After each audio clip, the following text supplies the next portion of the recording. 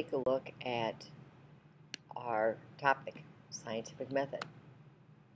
First of all, what is the scientific method? What is it used for? This should be review for most of you because we've done this before. Every year that you take a science class, the first thing you talk about is the scientific method. So, really what is it? Well, it's a way to find answers to a question. And the questions that we're trying to find answers to have to be about the world around us. And please keep in mind there are many versions of the scientific method. The steps are basically the same. They can be worded differently, and depending on what book you look at or what teacher you have, it might be a little bit different. This is a version that we are going to use in this class, and this is the version that you will be tested on. First, the first step is to formulate a question. You come up with a question, something that you want answered about the world around you. We research the question, we form a hypothesis. We're then going to conduct an experiment or an investigation to test that hypothesis. We analyze the data, we draw a conclusion based on that, and then we communicate those results. Scientists, do they use the scientific method? Yes, they do, because they use it because things need to be reproducible. If I do an experiment that I want to be used to create a scientific topic or to be used in the scientific community, they have to be able to reproduce it in Germany, all over the world. They may use just some steps in their daily work, but they use the idea of the scientific method every day.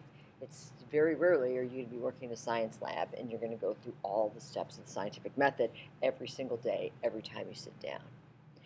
Also keep in mind that scientific method is just a great way to solve problems, and many businesses have developed their own models of the scientific method because it is a logical way to look at a question or to look at a situation and to then be able to set up a way to do research about it and find a solution.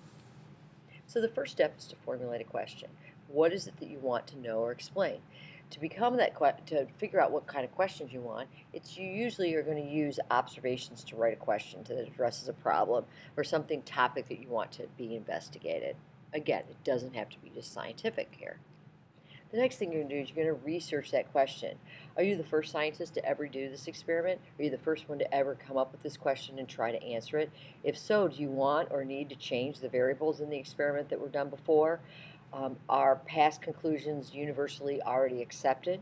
And what are the concepts associated with the experiment, and do you understand them? So do you understand what the experiment that is going to be needed to be done to answer that question? Do you understand what those concepts are that go into that experiment before you even get started? If not, you need to research all this. This takes a large amount of time. You're then going to form a hypothesis. In your elementary grades, a hypothesis has always been, your educated guess. It is a prediction for the outcome of the experiment. It's what you think is going to happen, and it's based on your observations, and it needs to be testable. A hypothesis is not workable if it's not testable. We are going to work on all year coming up, being able to develop hypotheses with if and then statements with just not only scientific things, but everyday life. Your next step is you need to set up an experiment or an investigation to test your hypothesis. And you need to see if your prediction was correct or not.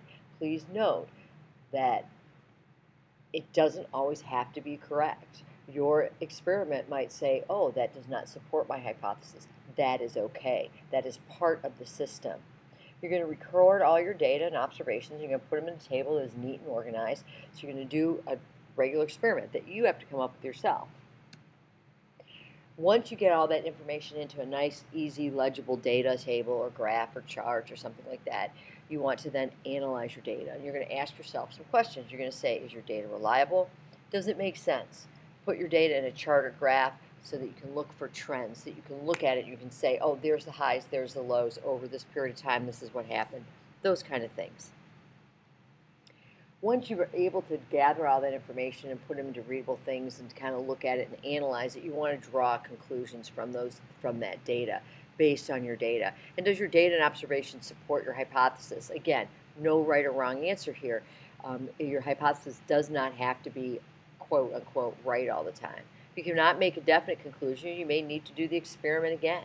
If still, you may neither change your hypothesis and begin again if it doesn't support or it doesn't show conclusion one way or the other.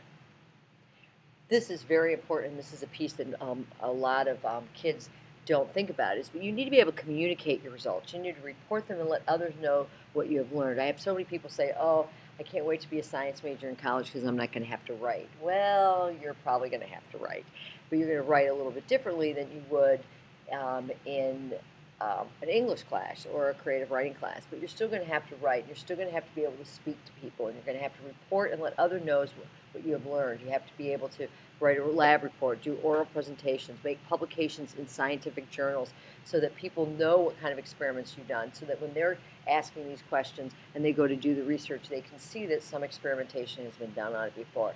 You may not get new answers from the reports or results, and this will then bring us back to step one, because the conclusions that we come up with and the communications from other scientists, etc., may then make us have other questions that need to be answered.